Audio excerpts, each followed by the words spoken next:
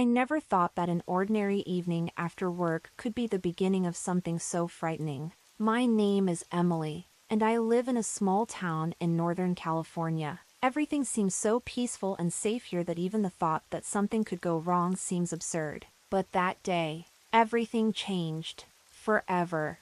It was an ordinary Thursday. I worked at the local library, where I spent most of my time surrounded by books and silence. My life was measured, almost predictable. I would go to work in the morning, come home in the evening, sometimes stop by the cafe on the corner for coffee and reading. Nothing out of the ordinary, nothing to warn me of what would happen next. I finished work later than usual that day. We were preparing for the opening of a new exhibit on local history, and I stayed late to set out the last of the books and make sure everything was ready. It was already dark when I left the library. The sky was cloudy, and there was a slight chill in the air that foretold rain. I pulled on my jacket and headed to my car, parked a couple blocks away from the building. The city seemed almost deserted at this time of day. The streets were deserted, with only the occasional glimmer of passing car lights. I walked, immersed in my thoughts, not even noticing how I was gradually quickening my pace. Something in the silence began to disturb me. I looked around, but there was no one around, just the shadows from the streetlights, lengthening and distorting on the pavement. As I reached my car, I thought I heard someone's footsteps behind me.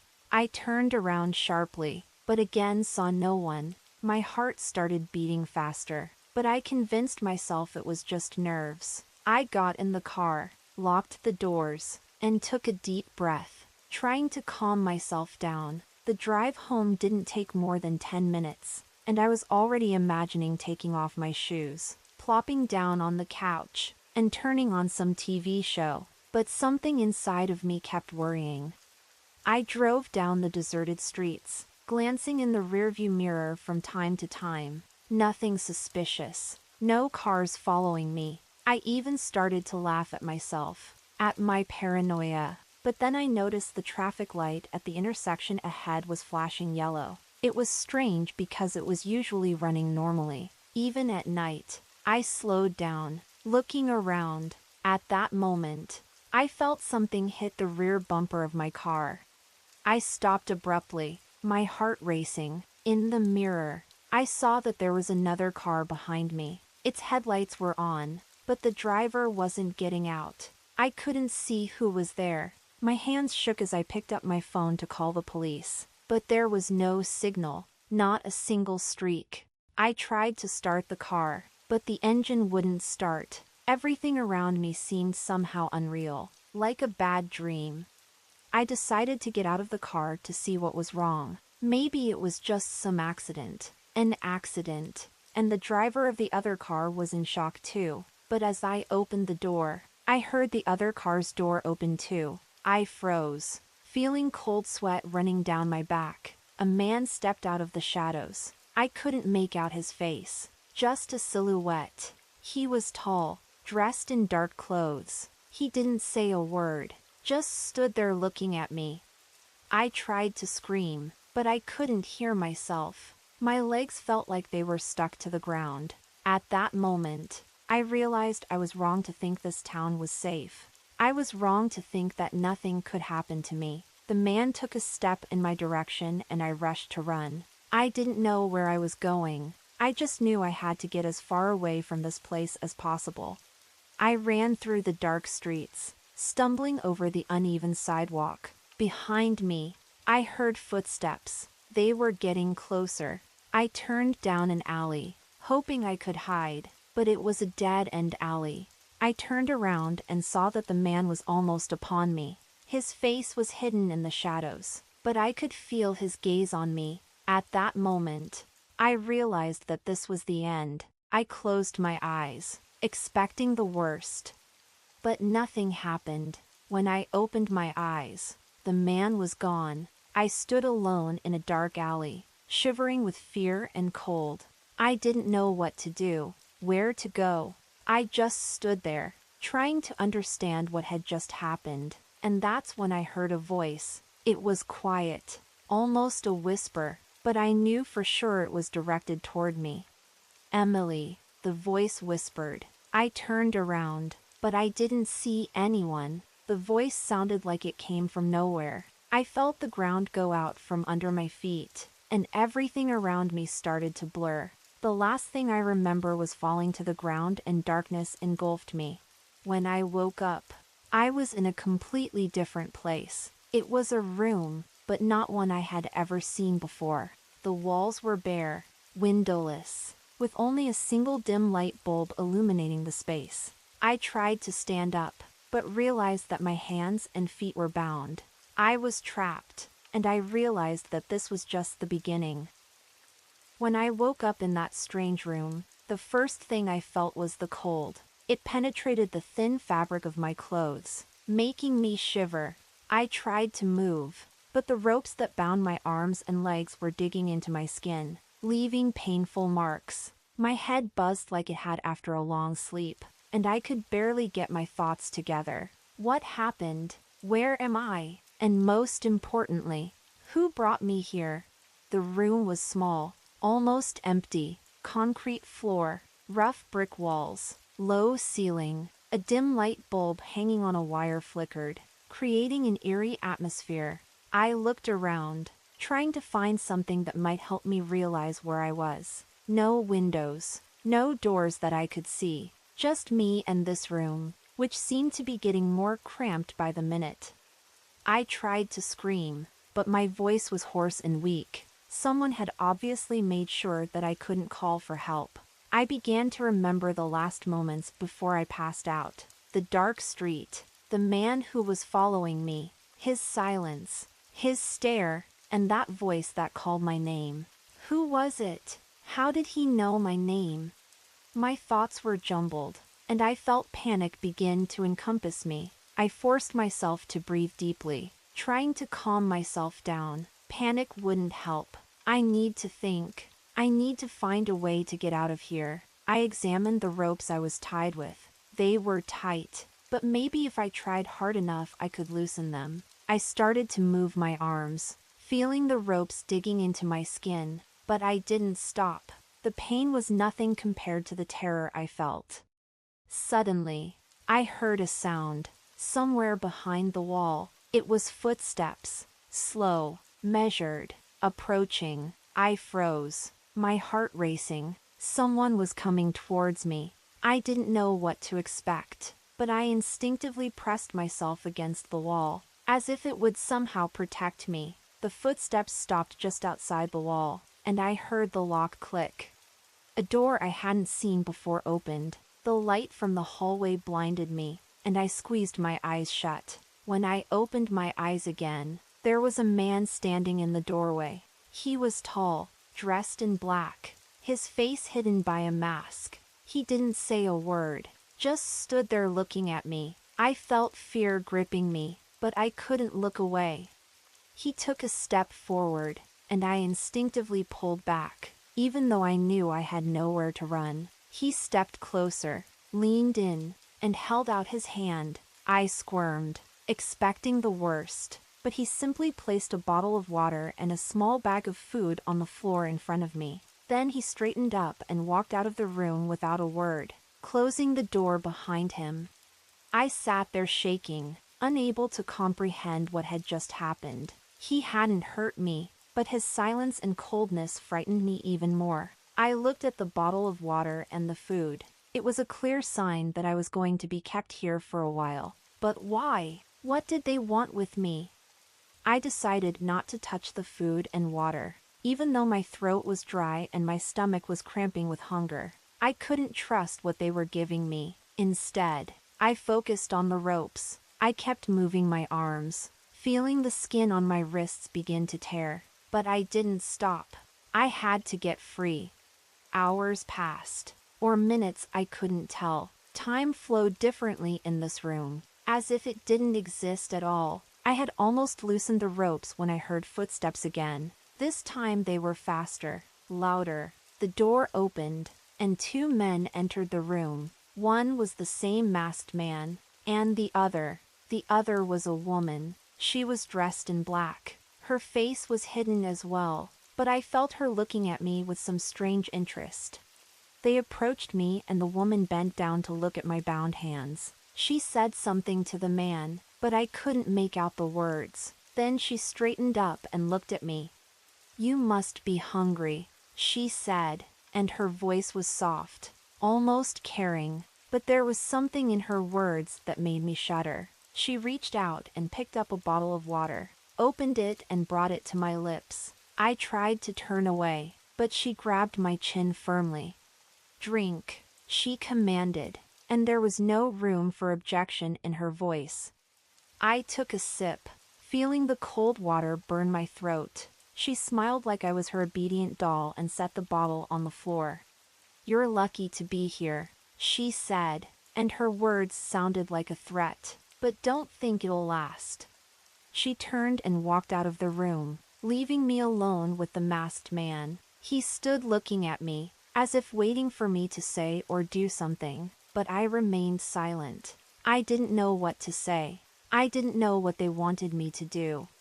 He bent down and picked up the bag of food, placed it in front of me, and then walked out, closing the door. I was left alone, with food, water, and ropes that still restrained my movements. But I knew one thing: I wasn't going to give up. I had to find a way out of here. I had to survive. Time flowed slowly in the room, like thick syrup. I couldn't tell how many hours or days had passed since I'd been here. The dim light bulb kept flickering, casting strange shadows on the walls, which seemed to shrink tighter by the minute. I was still bound, but my attempts to free myself were beginning to show results. The ropes around my wrists were slowly loosening, though my skin was already chafed to the point of bleeding. I ignored the pain. The pain was nothing compared to the horror of the unknown. The food and water they had left behind still lay in front of me. I never touched them, despite my hunger and thirst. I couldn't trust what they were giving me. Who knows what could have been in that food or water? But with each passing hour, my strength melted away, and I realized that soon I would have to make a choice: take my chances or let weakness take over. The footsteps outside the door came again, and I froze. They were faster this time, like someone was in a hurry. The door opened, and the same woman from before entered the room. This time she was alone. Her mask still hid her face, but I sensed that her mood had changed. She seemed agitated, even nervous. "You have to eat," she said, her voice sounding sharper than last time. "Otherwise you won't last long."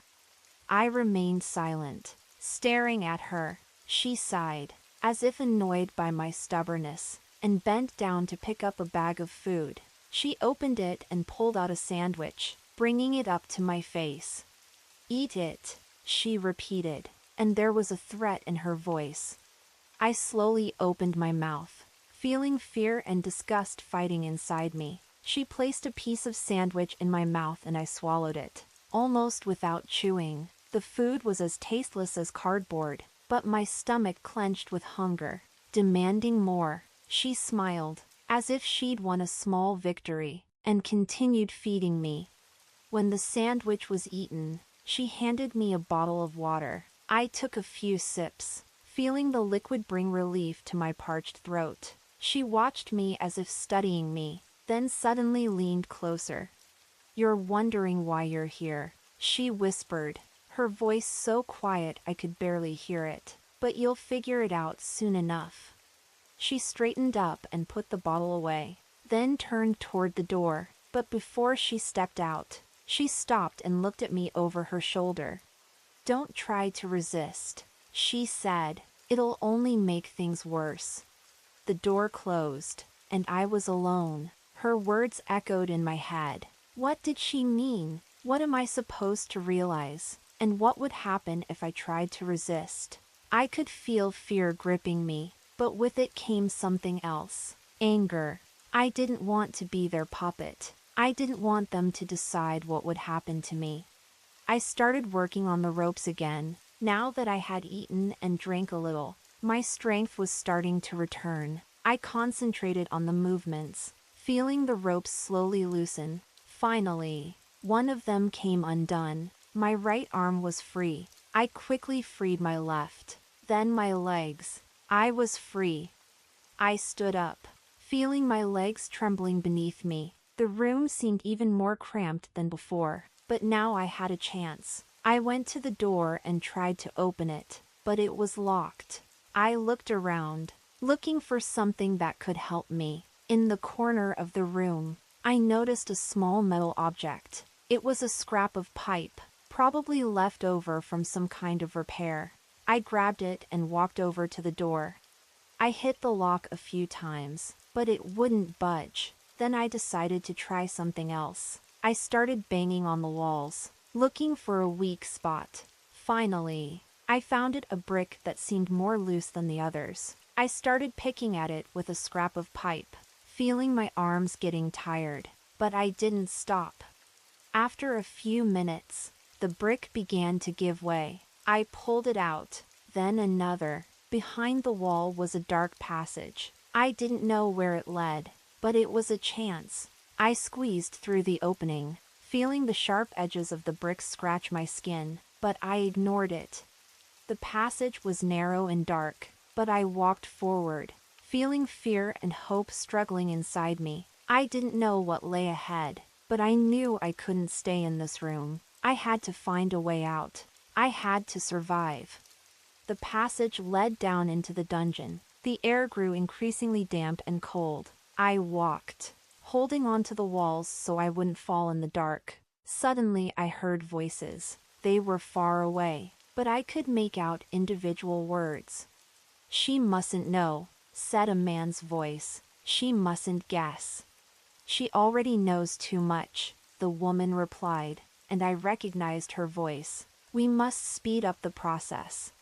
I froze, feeling my heart racing. They were talking about me, but what did they mean? What did I know? And what are they going to do to me?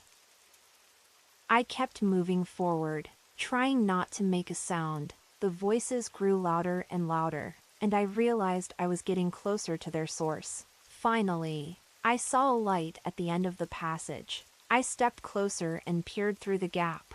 My heart was pounding so hard it felt like it was about to burst out of my chest. Every breath burned my lungs, but I kept moving forward. Suddenly the passage widened, and I saw a staircase leading upward. This was my chance. I rushed toward it, grabbing the steps to keep from falling. The stairs were old and creaky, but I paid it no mind. I had to go up. When I got to the top, a door opened in front of me. It was slightly ajar, and a faint light was shining through the crack. I pushed it open, and it creaked open. I found myself in some kind of basement. There were boxes all around, old things covered in dust. There was another door in the corner that I hoped led outside. I rushed toward it, but that's when I heard the door from the passageway slam shut behind me. They were getting close. I grabbed the doorknob and pulled it toward me. It wouldn't budge. I pushed it with my shoulder, but the door was locked. Panic began to overwhelm me, but I forced myself to think. I looked around and noticed a key hanging on a nail next to the door. I grabbed it and inserted it into the lock. The door opened. What I saw made me gasp. It was a large room, illuminated by a bright light. In the center of the room was a table with strange instruments on it. Around the table stood several masked people, including the woman and man who had come to see me. They were discussing something, their voices tense. I couldn't make out what they were saying, but one thing I realized was that I had to run. I couldn't let them catch me again. I turned and ran back down the aisle, trying not to make any noise. But in the darkness, I tripped over something and fell, hitting the wall. The sound of the fall echoed down the aisle. I froze, feeling fear gripping me. The voices in the room fell silent, and then I heard footsteps. They were coming toward me. I jumped to my feet and ran without looking back. I knew I only had one chance. I had to get out of here. I had to survive. I ran down the dark passage, stumbling over the uneven floor but not stopping. The footsteps behind me grew louder, the voices shouting something, but I couldn't make out the words. My only reference point was the faint light I saw at the end of the passage. I didn't know where it led, but it was my only hope.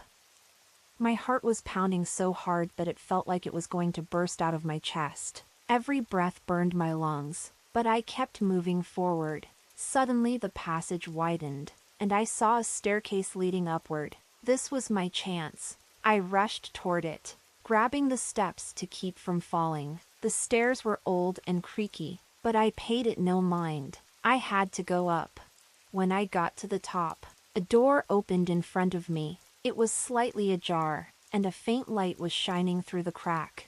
I pushed it open, and it creaked open. I found myself in some kind of basement. There were boxes all around, old things covered in dust. There was another door in the corner that I hoped led outside.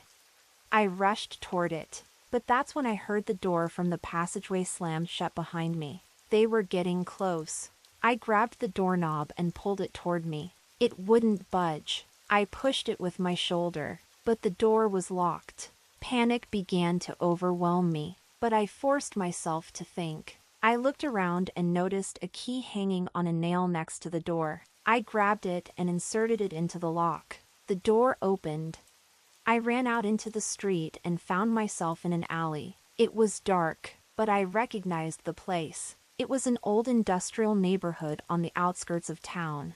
I wasn't that far from home, but I couldn't just go home. They would find me there. I needed to hide somewhere. Somewhere they couldn't find me. I ran down the alley, trying to stay in the shadows. Somewhere in the distance I heard the siren of a police car, and that gave me hope. If I could get to the police, I would be safe. But first I had to get away from my pursuers. I turned a corner and saw a small store that seemed to be still open. I rushed toward it, hoping to find help. When I entered, there was an elderly man standing behind the counter. He looked at me in surprise, noticing my disheveled state. "I need help," I exhaled, barely catching my breath. "Please call the police." The man nodded and took the phone. I looked back at the door, expecting them to come in at any moment, but no one appeared. The man quickly dialed a number and handed me the receiver. I explained to the operator where I was and asked him to send help immediately. While I was waiting for the police, the man offered me water and a chair. I sat down, feeling a shiver run through my whole body. I couldn't believe this was happening to me. Who were these people? Why had they taken me? And what did they want to do? A few minutes later, the police arrived.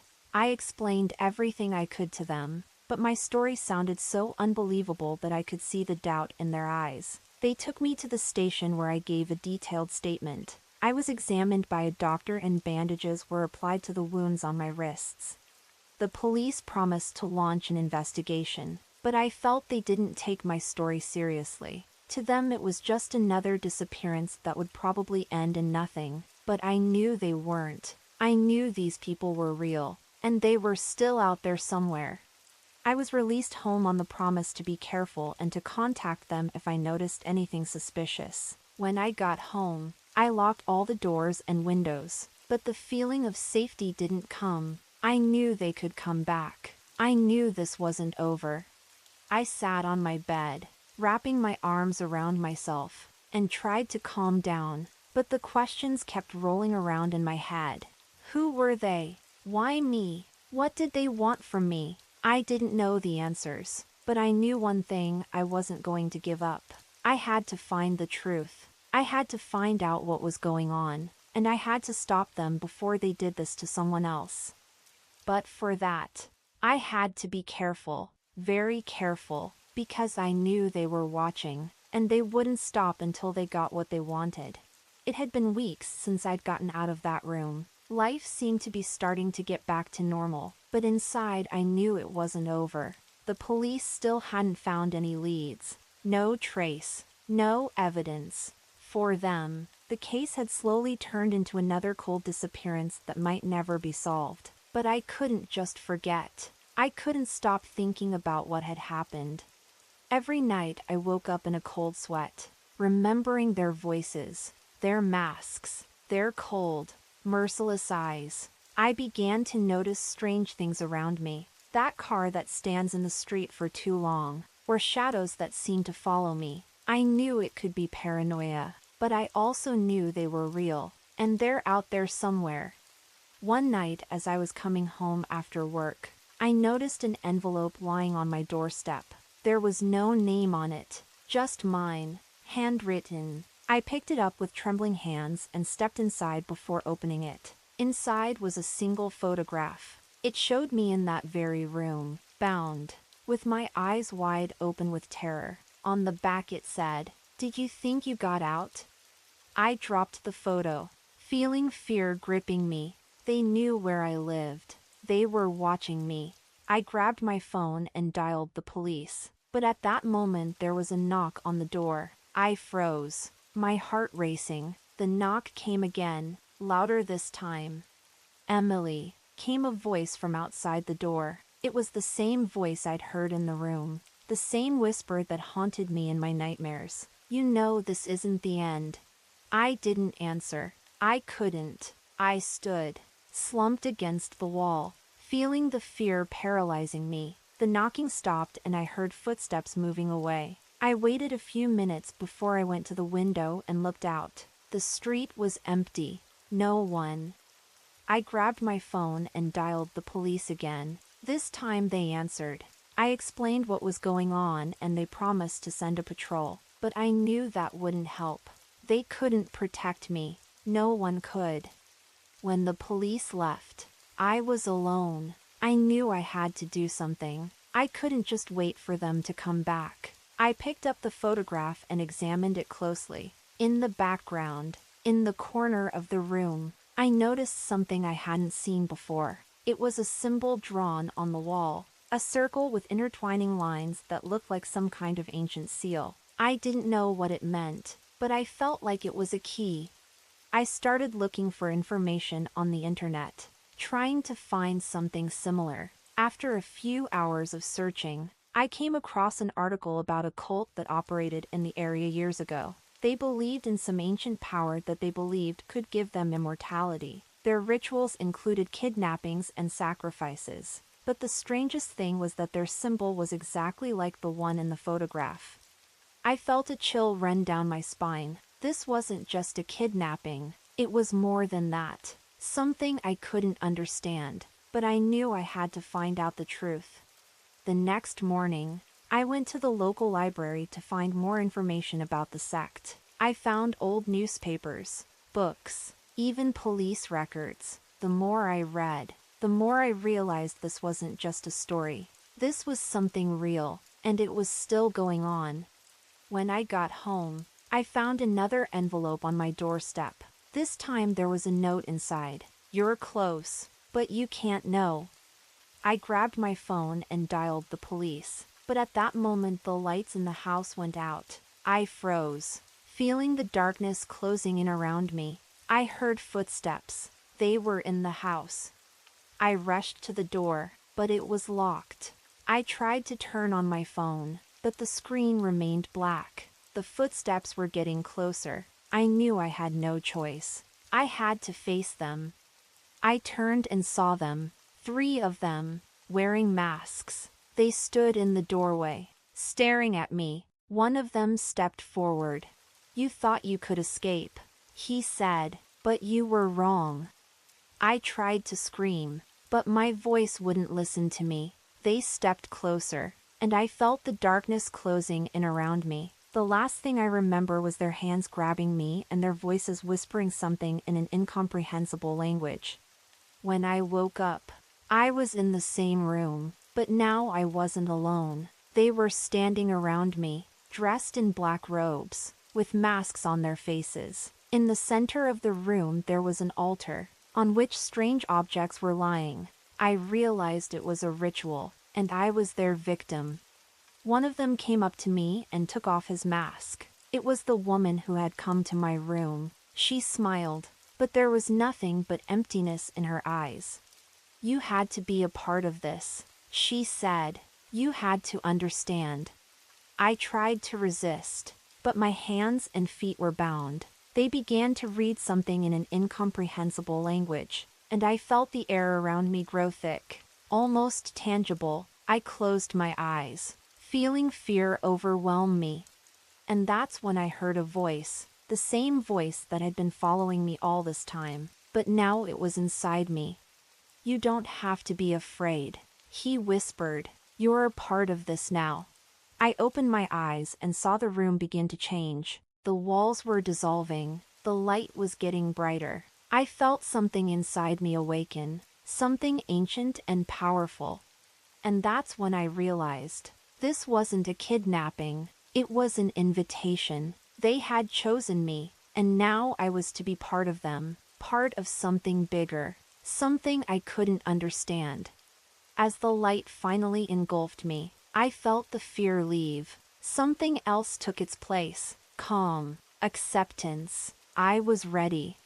And then I was gone.